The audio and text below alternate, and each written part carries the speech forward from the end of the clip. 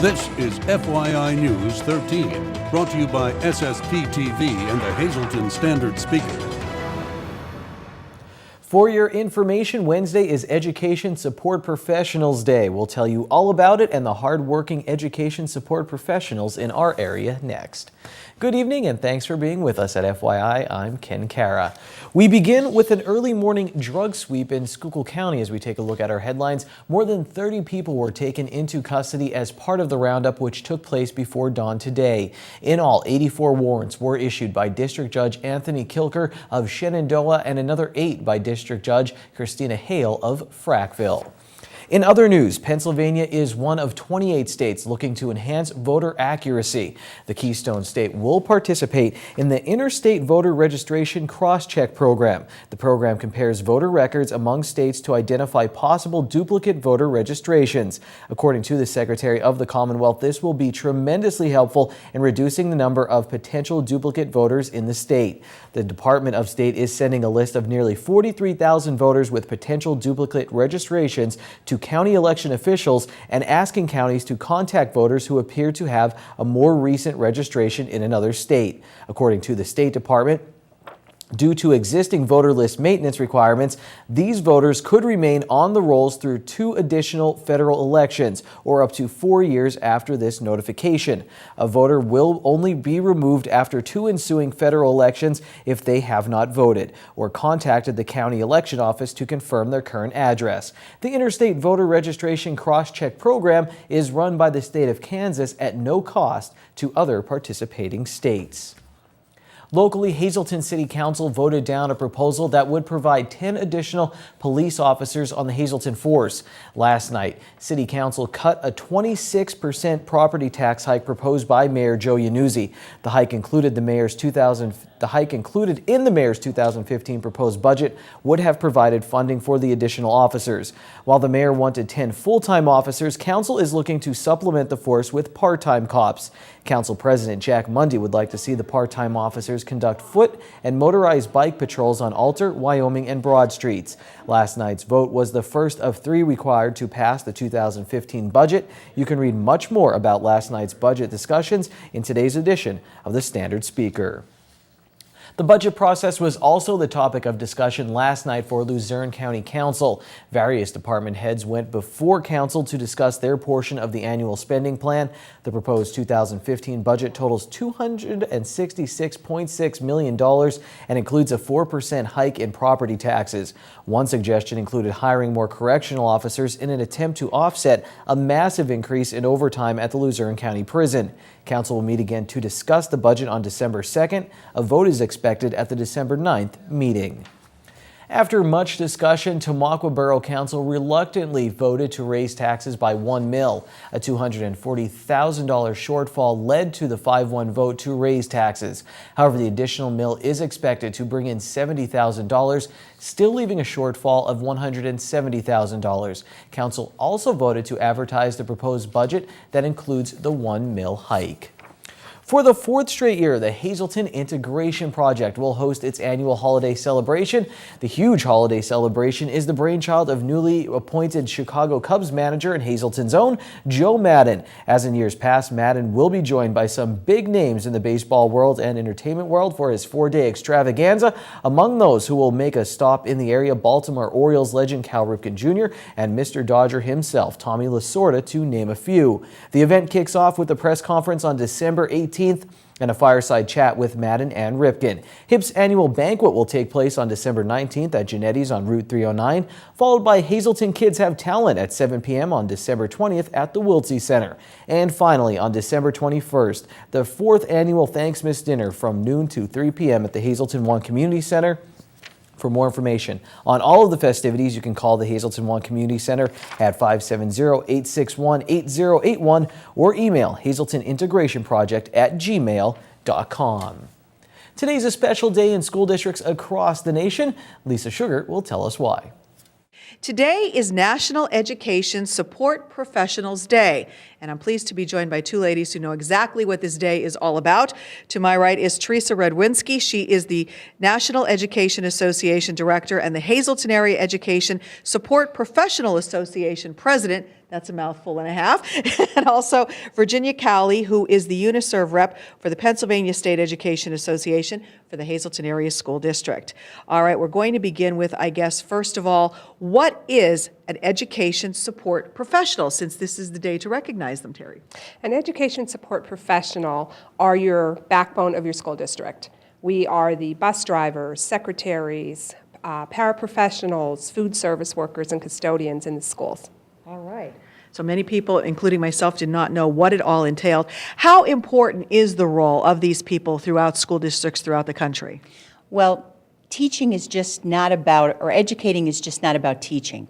It's about everything else that your child encounters on their way to school, from the person that drives the bus, to the person that greets them at the school, to the secretary that helps them out, to the nurse's aide, to the aide that is in the school, in the classroom with the teacher.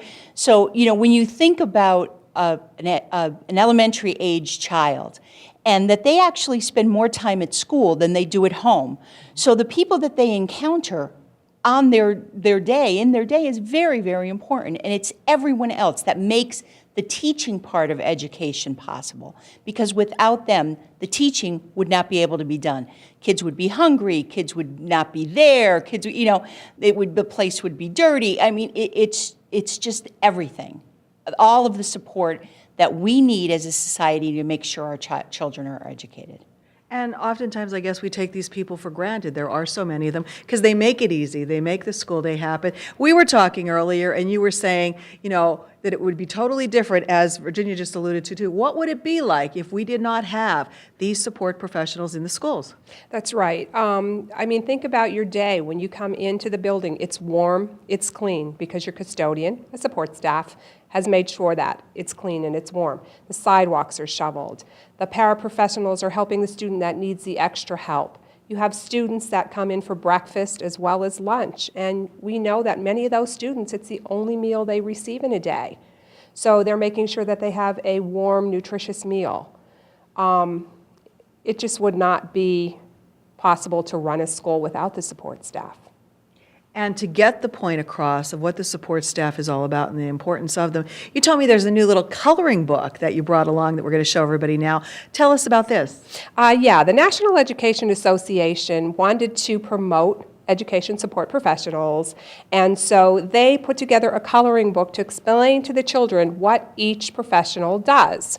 So there's a page in there that talks about custodians, and then there's a little space in there for them where they can put the name of the custodian in their school.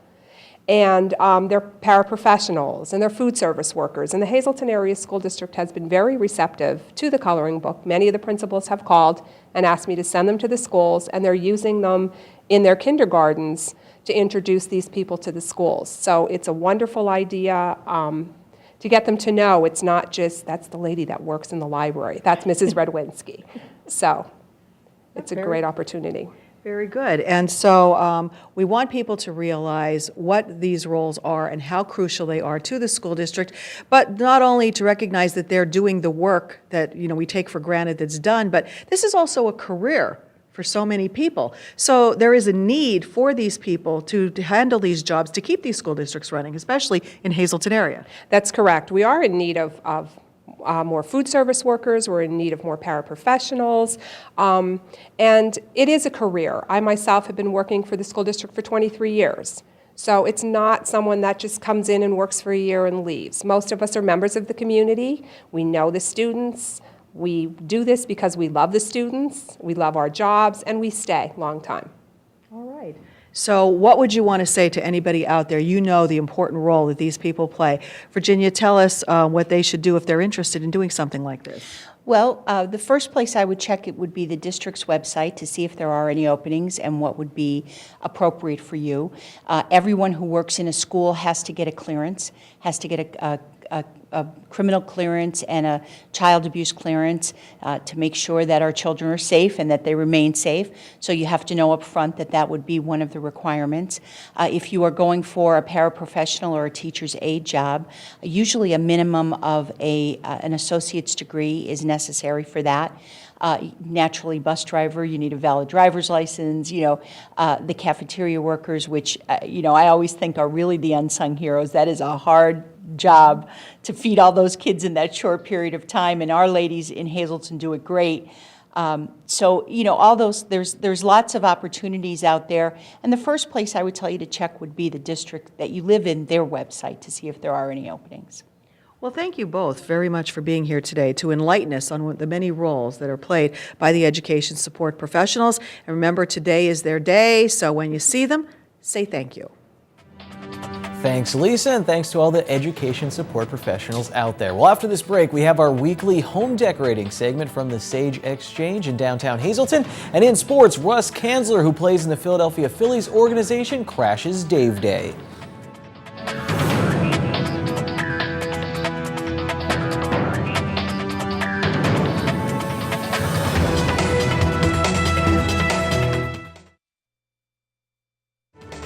This is FYI News 13, brought to you by SSPTV and the Hazleton Standard Speaker. Happy Thanksgiving here at Eagle Rock Resort with Tamara to talk about how you can set your table for that big holiday tomorrow. Thanksgiving, it's my favorite holiday. At every holiday, Thanksgiving, it's just a family event, and I just love it. I have some cool ideas. Okay. For pennies. I love place settings, and there's so many ideas that you could use just with nature. All right. I took my old pumpkins, carved them out, and just stuff your flowers in them, because they're only going to die out anyway. Right. So use them.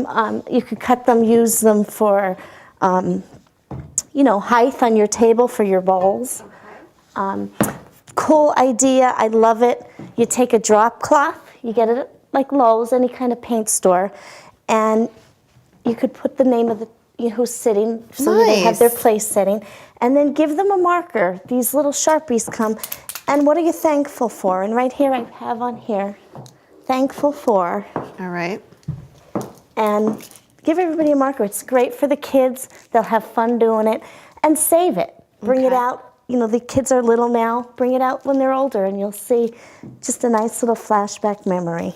All right, and your yeah, this is just simple little placemats instead of the Dollar Tree has really good like plates? Stuff for plates. Yeah, like napkins, plates for $1. And another nice idea, I know some people get plates for Thanksgiving, different plates every year, and then their guests get to take their plate home.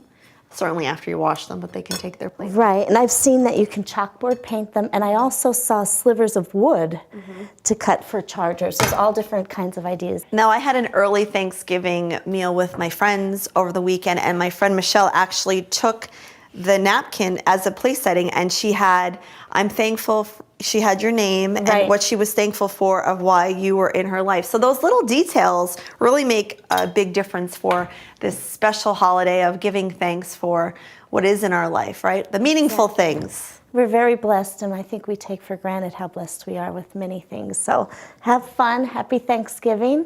Amen. And happy Thanksgiving to you, my girlfriend. Thank you for friendship. Watch us every Wednesday right here on What's the Sense. Time now for FYI News 13 weather. Santa, don't come down this chimney. It was nice and toasty inside the SSPTV studios today, at least where I work at. Not the case outside at all. Here's News 13 weather now from the National Weather Service. Tonight will be mostly cloudy. Wind gusts as high as 29 miles per hour. Our low will be 21 degrees. On the extended forecast Thursday, mostly sunny. That's nice, but here's the bad news. 28 degrees is the high, and it will be another windy day. And a windy night following that. Thursday night, partly cloudy, low of 17 on Friday. Partly sunny, high of 28. Friday night will be partly cloudy with a low of 17. On Saturday, we jump above freezing. The high will be 35 degrees. Saturday night, low of 28. On Sunday, we have a 50% chance of showers with a high near 49 heat wave. And then Sunday night, 50% chance of showers sticks around. The low will be 44. Let's take a look at some more numbers now. Your midday winning Pennsylvania lottery numbers. The daily 185, the big four 0360, Quinto 51669, and treasure hunt 1, 8, 18, 21, and 22. It's a very special Dave Day after this break.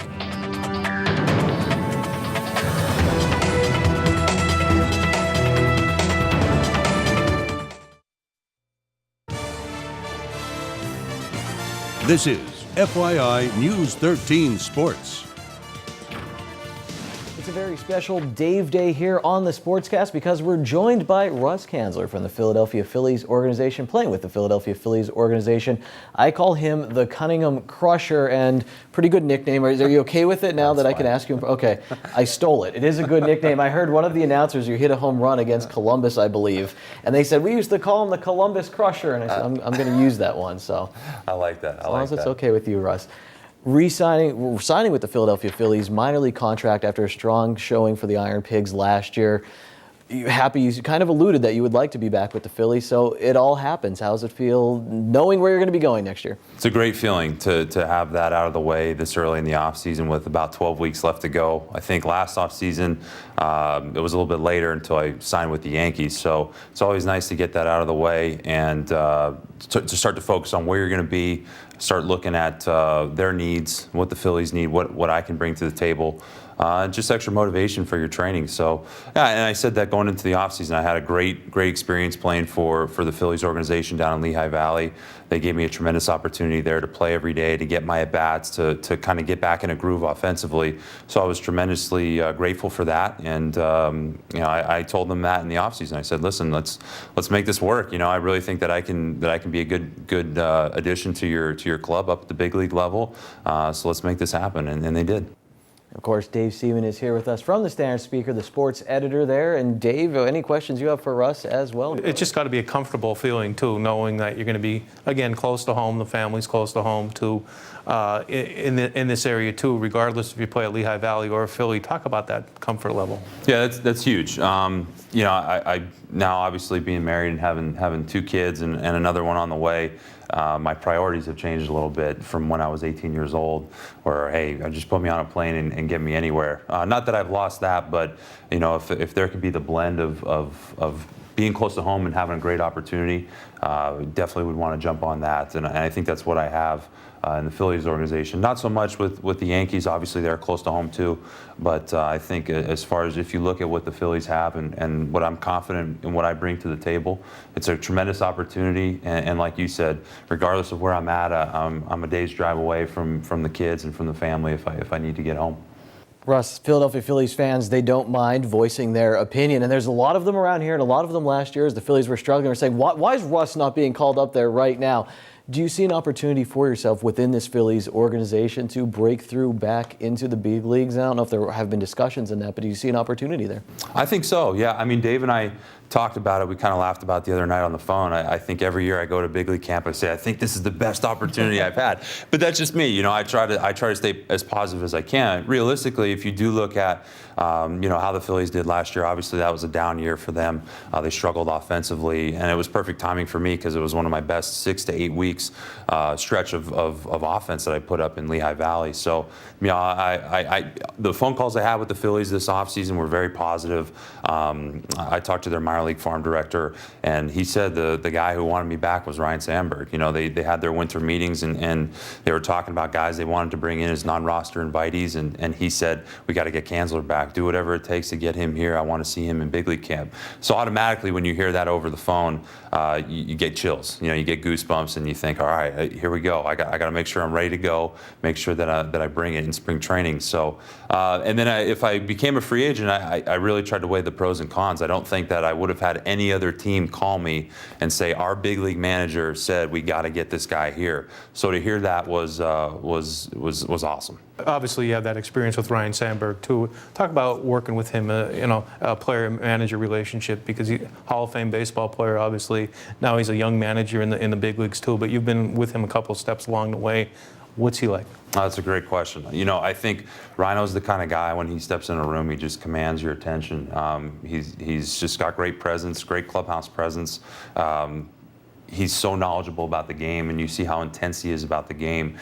He's one of those guys. I mean, from when I played for him, you come to the park every day with a good attitude and a good work ethic, you're not going to have a problem playing for him. And I think that's what you saw when he got with the Phillies last year. That's kind of what he demanded of those veteran guys. Whether they had trouble or not, I don't know. But just knowing Rhino and what he brings to the table, he wants you to play hard. He wants you to be on time, and wants you to have the best attitude, a winning attitude every single day. And you can tell that's the way he went about his playing days. So I love playing for guys like that. I've always been a guy that I enjoyed playing for guys like that. You have all different personalities in the major leagues. So you have some guys that have trouble with guys like that want to do their own thing or don't really want a manager coming down on them, and that's fine. But for me personally, that's just how I was taught to play the game. You listen to your manager, listen to your coach, work your butt off, and everything will take care of itself. That was part one of Russ's discussion with me and Dave Seaman. For the record, the nickname was Russell the Muscle that the Columbus broadcaster gave to Kanzler, so the Cunningham Crusher is kind of original. We'll have part two of the interview with Kanzler tomorrow, and he'll talk about local baseball and writing some columns for the Standard Speaker. And next week, we'll have part three, the final part, where Kanzler talks about his faith and more. There's more FYI after this break. We'll be right back. It's Wednesday, and here's some delicious alliteration. It's signature steak night at Bottlenecks. All of their signature steaks are only $9.95 plus bottomless soup and salad for only $2.95. Good evening, everyone, and here's tonight's social news. First tonight, happy 30th birthday to our own Ken Kara. This wish comes with love from your family, friends, and everyone here at SSPTV. Also tonight, happy birthday to John Pavick from Mom, Dad in Heaven, and your brothers and sisters. And in our Talk of the Town report, St. John's Orthodox Church will be holding a Christmas Bazaar December 6th from 10 a.m. to 3 p.m. The church is located on Railroad Street in Nesquehoning. Homemade nut and poppy seed rolls will be available, as well as Christmas crafts. For info, call 570-669-6036. That's tonight's Talk of the Town. News 13 would like to send sincere condolences to the family and friends of these recently departed. Lawrence Evangelista, formerly of Hazleton. Funeral is Friday at noon at the St. Joseph Church in Shepton. Arrangements are under the direction of the Frank J. Bond Funeral Home. Lucy C. Cuckless of Freeland. Funeral is Thursday at 9:30 a.m. from the McHugh-Wilczek Funeral Home. Friends may call Thursday from 8:30 to 9:30 a.m. Gerald E. Bueller of Hazleton. Funeral is Thursday at 9:30 a.m. from the John J. Pustay Funeral Home. Friends may call Wednesday from 6 to 8 p.m. Michael Chicozzi of Beaver Meadows. Arrangements will be announced by the Frank J. Bond Funeral Home. Ruth May Seeley Webb. Memorial is Thursday at 10:30 a.m. at the Black Creek United Methodist Church. Friends may call from 10 to 10:30 a.m. And Joseph E. Lehman of Whitehaven. Funeral is Saturday at 10:45 a.m. from the Lehman Family Funeral Service. Friends may call Friday from 4 to 7 p.m. and Saturday from 10 to 10:45 a.m. Thanks for watching tonight. Take it easy, everyone. See you tomorrow.